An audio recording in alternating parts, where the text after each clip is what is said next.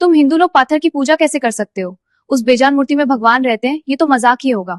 ये तो सिर्फ आपका पाखंड है। हमें तो इन खिलौनों की जरूरत नहीं होती। देवी, आपके प्रश्न का उत्तर मैं जरूर दूंगा, लेकिन क्या आप वो सामने वाली तस्वीर यहाँ मंगवा सकती हैं? जरूर, ये मेरे स्वर्गीय पिता की तस्वीर है। मैं उनसे बहुत प्रेम करती हूँ। बहुत सुंदर तस्वीर है। अब मेरा आपसे एक छोटा सा निवेदन है, इस तस्वीर पर थूक दीजिए। What? आप क्या कह रहे हैं स्वामी जी? ये मेरे पिता है, मैं इनका अपमान कैसे कर सकती हूँ?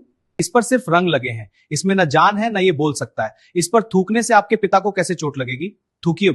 स्वामी जी, ये सिर्फ कागज नहीं है, ये मेरी पूरी दुनिया है। इस तस्वीर को देखकर मुझे उनका प्यार याद आता है। आप मेरी भावनाओं का मजाक उड़ा रहे हैं। बस देवी, यही बात मैं आपको समझाना चाहता था।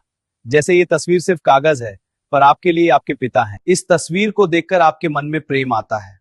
बिल्कुल वैसे ही हम हिंदुओं के लिए मूर्ति सिर्फ पत्थर नहीं होती, वो हमारे ईश्वर का प्रतीक होती है। उस मूर्ति के माध्यम से हम उस परम शक्ति को महसूस करते हैं।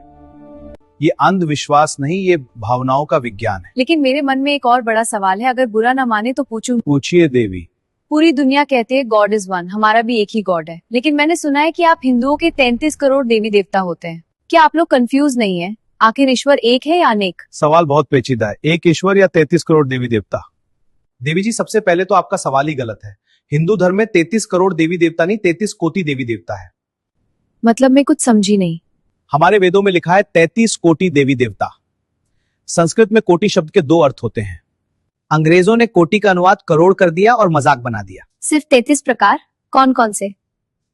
सुन लीजिए ध्यान से। 12 आदित्य सूर्य के रूप, 8 वसु प्रकृति की शक्तियां, 11 रुद्र चेतन शक्ति के रूप और 2 अश्विनी कुमार, कुल मिलाकर टोटल 33। ये वो शक्तियां हैं जो दुनिया को चलाती हैं। बाकी सब इन्हीं के अलग अलग रूप हैं। आपकी बात समझ आ गई कि 33 करोड़ नहीं बल्कि 33 कोटि देवता हैं, लेकिन फिर भी 33 ही क्यों? आपका भगवान ऑल इन वन नहीं है? ये एक गंभीर प्रश्न है। विद्या के लिए सरस्वती, पैसे के लिए लक्ष्मी, रक्षा के लिए हनुमान, इतने सारे अलग अलग भगवान की जरूरत क्या है? सीधा मुख्य भगवान से बात क्यों नहीं करते? जेनिफर, तुम्हारे देश को कौन चलाता है? हमारे प्राइम मिनिस्टर। तो क्या तुम्हारे प्राइम मिनिस्टर खुद जाकर सड़कों पर झाड़ू लगाते हैं? क्या वो खुद बैंक में बैठकर पैसे गिनते हैं? या खुद स्कूल जाकर बच्चों को ABCD पढ़ाते हैं? क्या इतने सारे काम अकेला प्राइम मिनिस्टर कर लेता है?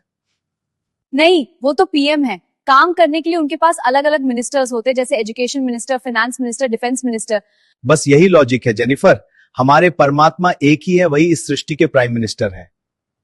लेकिन इतनी बड़ी सृष्टि को सिस्टमैटिक तरीके से चलाने के लिए उसने अलग अलग विभाग बांट रखे हैं।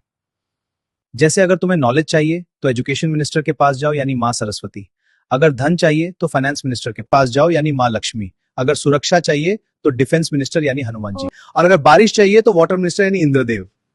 ओह, तो ये सब एक गवर्नमेंट सिस्टम की तरह काम करता है। बिल्कुल। हम अलग अलग देवताओं की पूजा इसलिए करते हैं ताकि उस विशेष शक्ति का लाभ ले सकें। लेकिन याद रखना जेनिफर, मिनिस्टर कोई भी हो, पावर उसी एक परमात्मा से आती है। वाओ, इतना ऑर्गेनाइज सिस्टम। आज समझ आया कि सनातन धर्म सिर्फ आस्था नहीं, पूरा मैनेजमेंट सिस्टम है। ईश्वर एक है लेकिन उसकी शक्तियां अनेक हैं।